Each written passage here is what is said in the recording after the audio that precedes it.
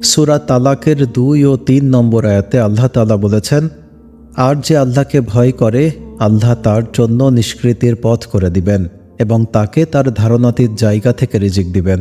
যে ব্যক্তি আল্লাহর উপর ভরসা করে তার জন্য তিনিই যথেষ্ট। যখন আমরা একটি কঠিন পরিস্থিতির সম্মুখীন হই এবং যখন পরিস্থিতি সম্পূর্ণরূপে আমাদের নিয়ন্ত্রণের বাইরে বলে মনে হয়, এই আয়াতের মাধ্যমে আল্লাহ আমাদের মনে করিয়ে দিচ্ছেন যে কোনো কিছুই আল্লাহ তাআলার নিয়ন্ত্রণের বাইরে নয়।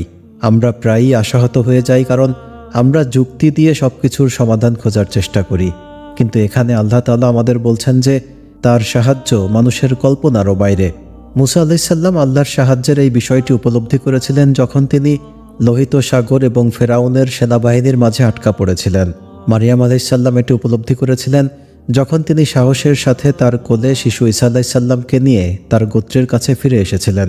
জাকারিয়া আলাইহিস সালাম উপলব্ধি করেছিলেন যখন তিনি একটি সন্তানের জন্য প্রার্থনা করছিলেন, যদিও তিনি এবং তার স্ত্রী তাদের বৃদ্ধ বয়সে উপনীত হয়েছিলেন।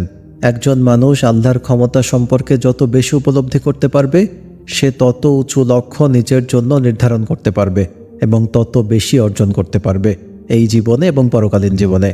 আমরা যদি আয়াতের দ্বিতীয় বাক্যটি দেখি, আর যে আল্লাহর উপর ভরসা করে তার জন্য তিনিই যথেষ্ট, এই আয়াতে আল্লাহ তাআলা আমাদেরকে আরও একটি পুরস্কারের কথা বললেন যা তার উপর ভরসা করার মাধ্যমে আসে, আর তা হলো সন্তুষ্টি এবং শান্তি। যখন কেউ আল্লাহর উপর সম্পূর্ণরূপে ভরসা করবে তখন তার জন্য আল্লাহই যথেষ্ট, তার আর কোনো কিছুর প্রয়োজন নেই। আমরা এই আয়াতের শিক্ষা গ্রহণ করলে আল্লাহ আমাদের জন্য যা ইচ্ছা করেছেন তাতে আমরা স্বাচ্ছন্দ্য বোধ করব এবং নেতিবাচক বলে মনে হচ্ছে এমন জিনিসগুলোর মধ্যেও যে কল্যাণ নিহিত আছে তা অনুধাবন করতে পারব। এটি প্রমাণ করে যে আল্লাহর ওপর সম্পূর্ণ তাওয়াক্কুলের মাধ্যমে একজন মানুষ স্বাধীনতা এবং মর্যাদা লাভ করে। আল্লাহর প্রতি, স্রষ্টার প্রতি তাওয়াক্কুলের মাধ্যমে আমরা দুনিয়ার কারো সাহায্য পাওয়া বা নির্ভরশীলতা থেকে নিজেদেরকে মুক্ত করতে পারি। আয়াতের শেষ দুটি বাক্য, যেখানে আল্লাহ আমাদের বলছেন যে তিনি তার উদ্দেশ্য পূরণ করবেন এবং সব কিছুর জন্য একটি পরিমাণ নির্ধারিত আছে, এটি একটি রিমাইন্ডার যে আমাদের তাকদীর পূর্বে থেকেই লেখা রয়েছে। এই দুনিয়ায় আমাদের সফলতা বা তথাকথিত ব্যর্থতা নির্ধারিত, কিন্তু প্রকৃত সফলতা আসলে আল্লাহর পরীক্ষায় উত্তীর্ণ হওয়ার মধ্যে। হয় সাফল্যের জন্য কৃতজ্ঞতা প্রদর্শন করে অথবা ব্যর্থতায় ধৈর্য ধারণের মাধ্যমে। আল্লাহর একটি উদ্দেশ্য রয়েছে, পরিকল্পনা রয়েছে যা আমাদের সমস্ত পরিকল্পনাকে ছাড়িয়ে যায়। তাই যখন আমরা কোনো কিছুর জন্য অনেক চেষ্টা করেছি কিন্তু সফলতার দেখা পাইনি, তখন আমাদের বুঝতে হবে যে সব কিছুর নিয়ন্ত্রণ আল্লাহর হাতে, আমাদের হাতে নয়। আমাদের বুঝতে হবে যে আল্লাহ আমাদের জন্য যা কিছু নির্ধারণ করেন তার মাঝে কল্যাণ নিহিত রয়েছে। সূরা বাকারায় আল্লাহ বলেন, এমন হতে পারে যে তোমরা একটি জিনিস অপছন্দ করো কিন্তু তা তোমাদের জন্য ভালো, আবার এমনও হতে পারে যে তোমরা একটি জিনিসকে পছন্দ করো অথচ তা তোমাদের জন্য মন্দ, এবং আল্লাহ জানেন তোমরা তা জানো না। এই আয়াতের অর্থ একটি আশ্বাস হিসেবেও কাজ করে যে অন্যরা যখন ইসলামের বিরুদ্ধে, সত্যের বিরুদ্ধে এবং যারা ভালো কাজ করে তাদের বিরুদ্ধে কাজ করে, তখন তারা শেষ পর্যন্ত ব্যর্থ হবেই, যদিও আমরা এটি উপলব্ধি করতে পারি না।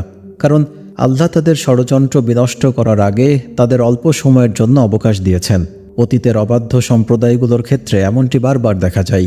আল্লাহ তাদের কিছু স্বল্পমেয়াদী পার্থিব সাফল্য দিয়েছিলেন যা তাদেরকে অহংকারী করে তুলেছিল, কিন্তু শেষ পর্যন্ত তাদের পরিকল্পনা এবং তাদের ষড়যন্ত্র ব্যর্থ হয়েছিল। আদ জাতি, সামুদ জাতি এবং ফেরাউনের আশ্চর্যজনক গল্পে, কোরআনের উদাহরণগুলোতে আমরা এটি দেখতে পাই। আমাদের উচিত অধ্যয়ন করা এবং এর থেকে শিক্ষা নেওয়ার চেষ্টা করা। চূড়ান্ত কথা হলো, যা অসম্ভব বলে মনে হয় তার জন্য নিজেকে দোয়া করতে বাধ্য করুন। আপনার উপলব্ধি যাই হোক না কেন, চেষ্টা চালিয়ে যান এবং আল্লাহর কাছে চাইতে থাকুন। বিশেষ করে যদি আপনি মনে করেন সকল দরজা ইতিমধ্যে বন্ধ হয়ে গেছে, কোরআন পড়ুন, শুনুন এবং বিশেষ করে নবীদের গল্পের সাথে নিজেকে পরিচিত করুন। তাদের কর্ম এবং গভীর বিশ্বাস আমাদের সংশয়বাদকে চ্যালেঞ্জ করতে সাহায্য করবে এবং আল্লাহর শক্তিকে উপলব্ধি করার জন্য আমাদের মনকে প্রশস্ত করবে। যারা আপনাকে আশা এবং উৎসাহ দেয় তাদের কাছাকাছি থাকুন। কোরআনের প্রার্থনার বিশেষ আয়াতগুলো খুঁজে বের করুন এবং মুখস্থ করুন, যা আমাদের তাওয়াক্কুল বৃদ্ধি করবে। এবং পরিশেষে আমরা কি করতে পারি যখন আমাদের বিশ্বাস এবং প্রচেষ্টার পরও আমাদের পরিস্থিতি খারাপভাবেই চলতে থাকে? সেক্ষেত্রে ঠান্ডা মাথায় নিজেকে প্রশ্ন করুন, এর মাধ্যমে আল্লাহ আমাকে কি শিক্ষা দিতে চাচ্ছেন? কোন নেতিবাচক অভ্যাসটি তিনি আমার থেকে ছাড়িয়ে নিতে চাচ্ছেন? এর পেছনে কোন ইতিবাচক ফলাফল রয়েছে যা আমি উপেক্ষা করছি? আল্লাহ যখন আমাদের পরীক্ষা করেন তখন তিনি আমাদেরকে শিক্ষা দেন। যতক্ষণ না আমরা শিখছি ততক্ষণ তিনি আমাদের বড় পরীক্ষার আগে সেই সব ছোট ছোট পরীক্ষা নিতে থাকবেন, এবং আপনি যদি শিখতে পারেন তাহলে আপনাকে অভিনন্দন।